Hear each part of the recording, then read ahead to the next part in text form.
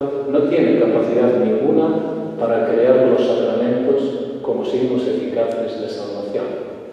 Y no la tiene porque la Iglesia no es fuente originaria de salvación, sino que es obra y criatura de Dios.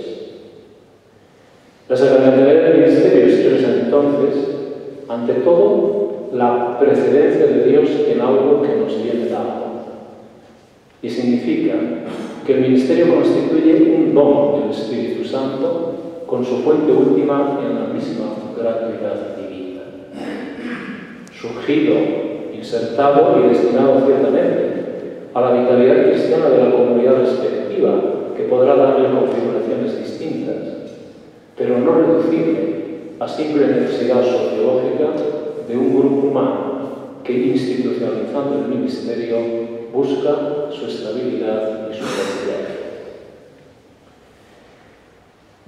Es posible que una cierta imagen tradicional del ministerio ordenado haya sufrido en el pasado de una carga excesiva de tipo sacral, no sacramental, y que esto necesitaría una cierta desideologización. No entro en esta cuestión.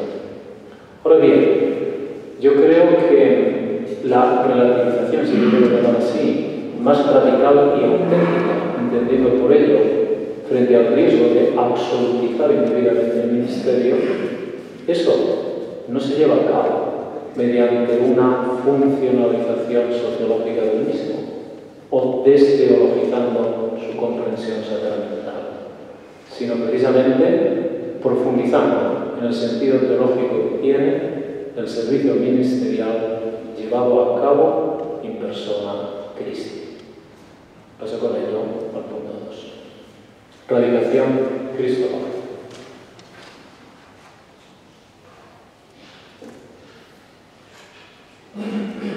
La expresión in persona Christi forma parte de una larga tradición teológica, está relacionada directamente con la consideración del ministerio como representación de Cristo y es considerada con razón como un exponente peculiar de la comprensión católica.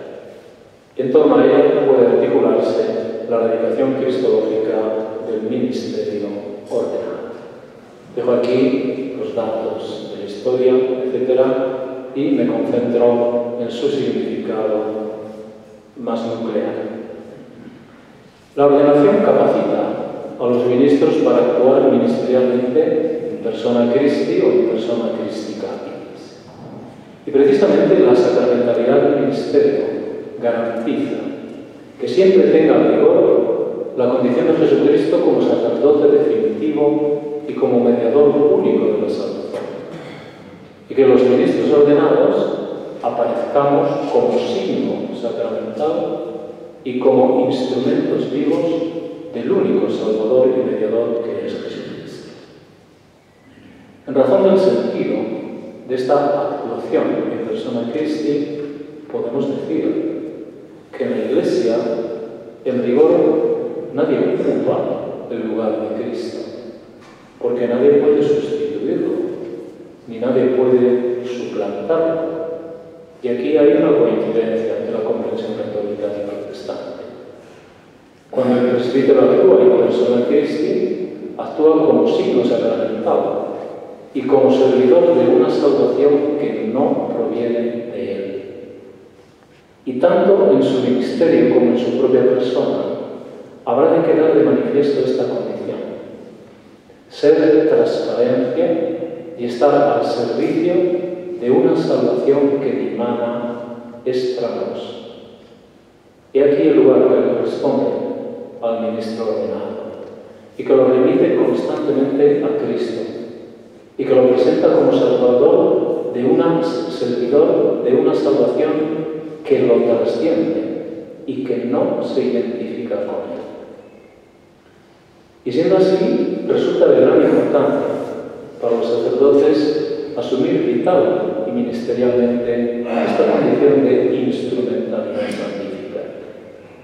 Pues actuar in persona Christi no es ningún título de autoexaltación, es sencillamente garantía de la precedencia divina y de la frontalidad salvífica de Jesucristo.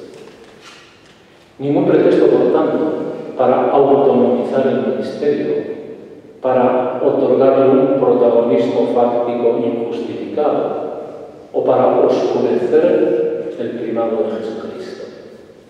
En una palabra, en toda su actividad ministerial, quiero decir al sacerdote, no ha de acontecer tanto la propia epifanía del ministro cuanto la epifanía admirable, gratuita y sobrecogedora de Dios.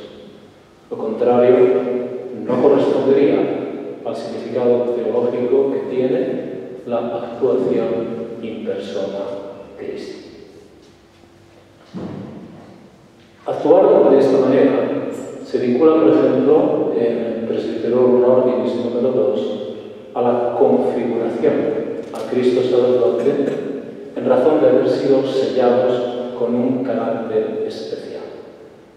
De esta forma, el Vaticano II hace suya la doctrina del carácter que se había establecido en pleno.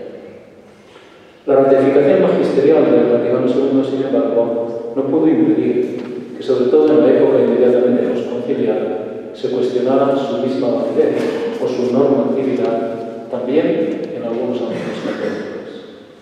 Y la dimensión e intensidad de la crítica constituyen un hecho nuevo y son la expresión de una profunda crisis vivida en aquellos años.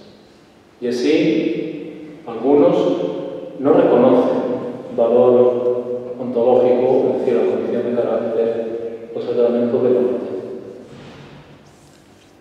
Este sacramento del orden no conferiría, se le decir, más que una especialización funcional en la misión del cristiano que acepta la llamada de la Iglesia para ejercer un ministerio concreto, constituyendo la permanencia del por vida sencillamente un fenómeno histórico, pero no una necesidad teológica derivada del supuesto carácter sacramental. Otros van más allá y critican la doctrina del carácter en general, no solamente aplicada al sacramento del orden, porque la equiparan a una cosificación de realidades existenciales. Sería el producto de una mentalidad estática o esencialista, extraña a la comprensión bíblica del ministerio ordenado. Este habría de entenderse como un servicio relacionado sencillamente con el hacer, que bien podría ejercerse durante un cierto tiempo y no durante toda la vida.